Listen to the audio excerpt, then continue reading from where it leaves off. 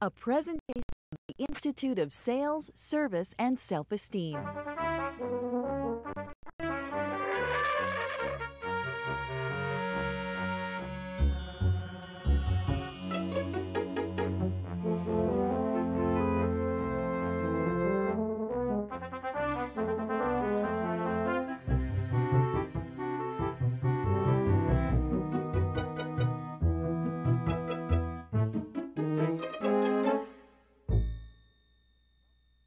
Welcome to Adventures in Service. It's an interactive experience, which is a lot like your job, because if you work in service, you are interacting all the time. If you're serving customers or passengers or patients or students, you're all working in service. No matter where you work, whether it's in the store or the dry cleaners or the Department of Motor Vehicles or a hotel or an airline, you are interacting with customers every time you speak.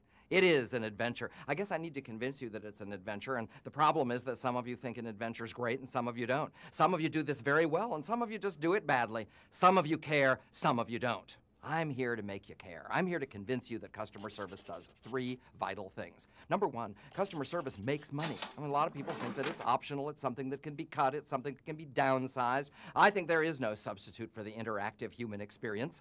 Second, customer service leads to selling. That's the creative part of the adventure, and we'll certainly explore that.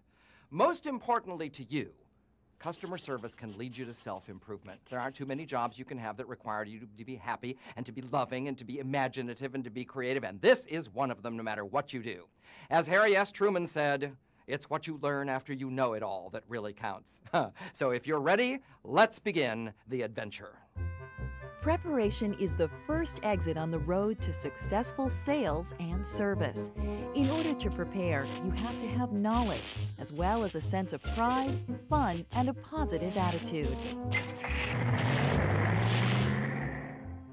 Prepare for the adventure. It's everything you do. It's, in fact, your whole life that leads up to the moment before the next customer comes in, the next customer picks up the phone, the next customer checks in.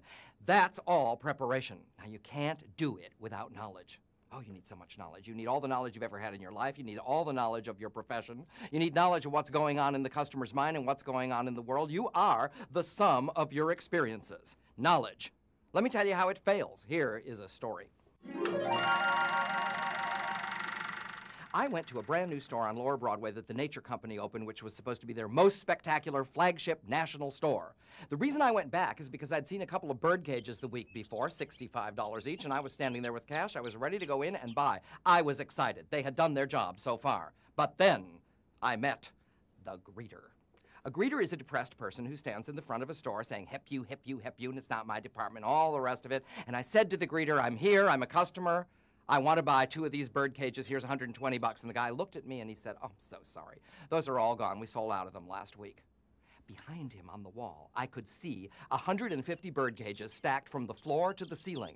And I said to the guy, come with me. I'm going to help your knowledge. We went to the back of the store, pointed out the bird cages, and the guy said to me, they never tell us anything. This is the way the world ends, not with a bang, but with a whimper.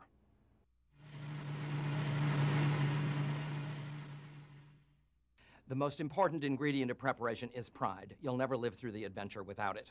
Pride is what gives you the passion to do an excellent instead of an ordinary job. Pride is what mediocre service people do not have. Well, I found it once, and I found it in an unexpected location. Closing the sale can be difficult, but it is the key part of your journey. Remember to overcome your fears and ask for the sale. Now, closing the sale. This is the simplest step. This is the hardest step. This is the critical step. You either do or you don't. And this is where the biggest problem is, too. The biggest problem is fear, and it's understandable. Fear of losing the sale, fear of rejection, fear of failure, fear of whatever. You know, it's all true, and it is true of every service person making a sale ever. And there's only one thing to be said about it. Get over it. Or as children in California say, Mother, build a bridge. Get over it.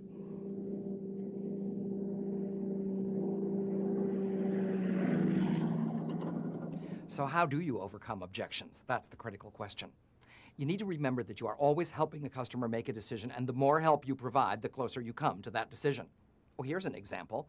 I had to review all of my personal insurance, and the agent, who was really good at asking for the sale, came around and gave me 4 plans and asked me to make a choice. It was assumed I was going to pick one, and indeed I did. You just need to ask for the sale. If you can just get through that barrier, just get over that wall, asking for the sale. And there are many ways to do it. You can suggest additional merchandise, you can discuss the method of payment, you can talk about delivery, where it's destined for, or if you're really good, you can ask for the sale right from the beginning. Here's how it once happened to me.